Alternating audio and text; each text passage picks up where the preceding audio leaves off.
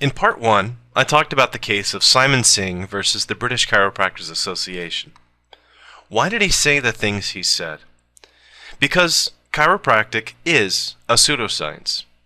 It's not capable of providing consistent relief in colicky babies, people with sleep disorders, asthma, digestive disorders, bedwetting, hyperactivity, all of which are claims that the BCA makes. Chiropractic is not based on a scientific understanding of the body. The basis of it is in vitalism and supernaturalism. The professional groups are a crazy mixture of acupuncturists, homeopaths, and some are actually smart people who are aware of the limitations of their profession. Most chiropractic is just backcracking plus placebo effect. Now, there is some demonstrated benefit for lower back pain sufferers that is superior to a simple placebo treatment. It may not be more effective than a nice massage, but it does at least have a demonstrable effect in that instance. I'm going to do my best to give you a factual account of what chiropractic is. Let's start with history.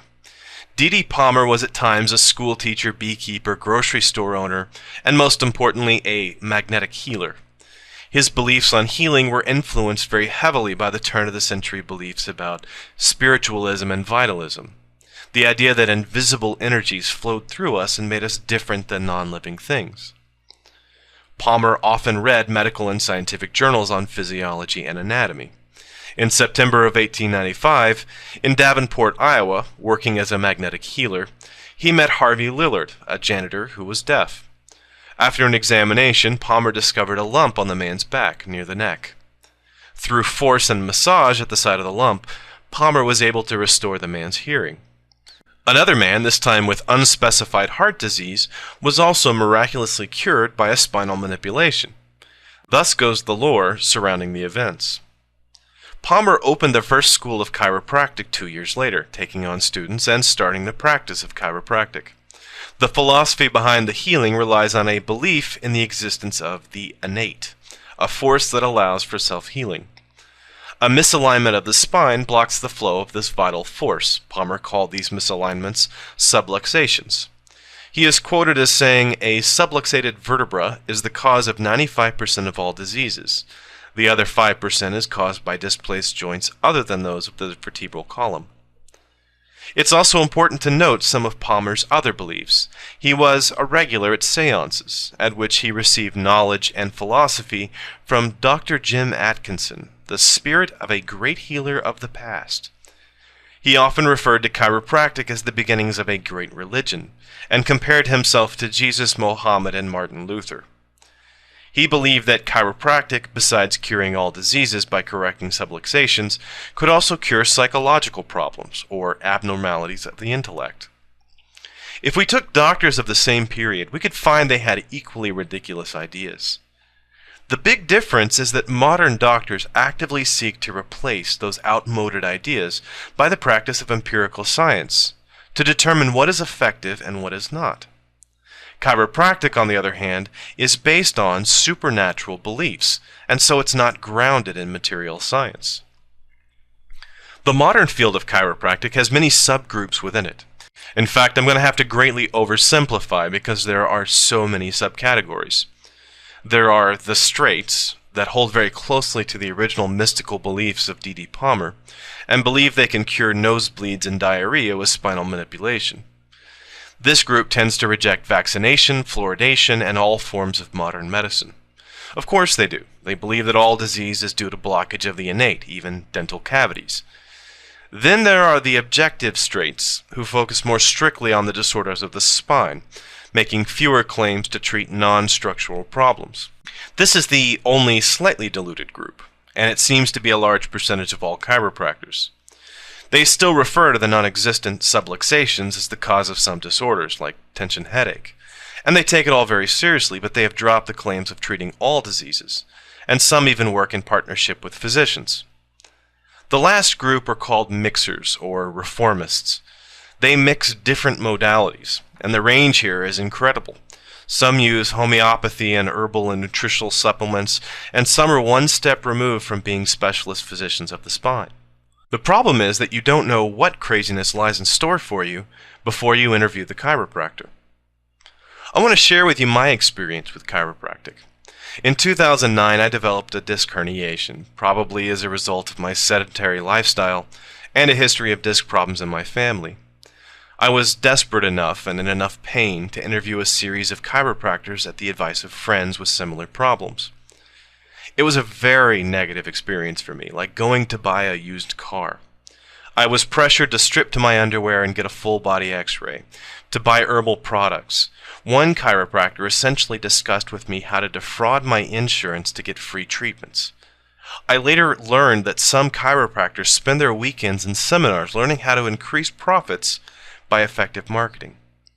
One thing that really bothered me was that all three of the interviewed chiropractors attempted to sell me herbal rubs, creams, or pills, and this was before they had done any examination.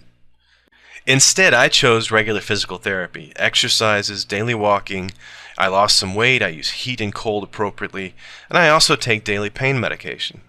I have the back pain pretty much under control, although I still get the occasional flare-up.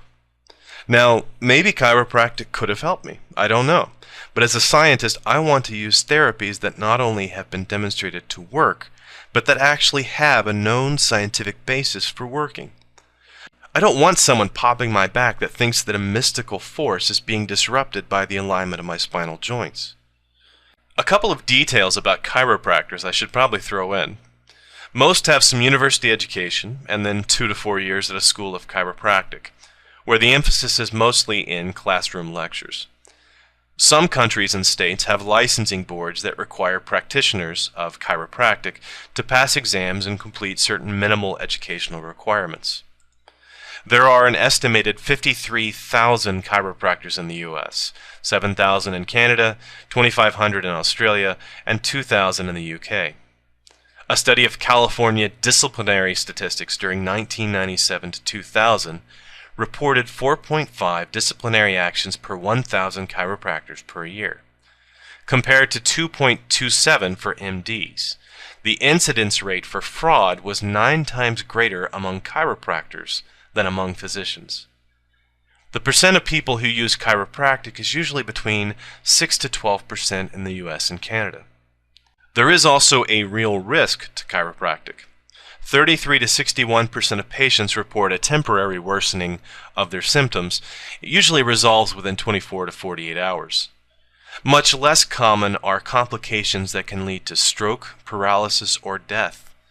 How common this is very hard to determine because these events are probably heavily underreported. The other risk is the full-body X-ray procedures used by a very high percentage of chiropractors. It remains to be seen if the benefits outweigh these risks. I personally don't think so. Okay, so what's the bottom line? Chiropractic is based on a pseudoscientific belief in vitalism. But within the field there are many diverse groups ranging from completely ineffective modalities to a competent integrative medicine approach. There is some evidence that chiropractic can give some subjective relief to back pain sufferers, but the effect is pretty modest and comparable to exercise, massage, and heat therapy. Here's what I hope to accomplish from this video. I want the chiropractors of the world to get over their multiple personality disorder and decide if they want to be a scientifically based, materialistic, integrative medicine group, or if they want to be a religion that worships the innate.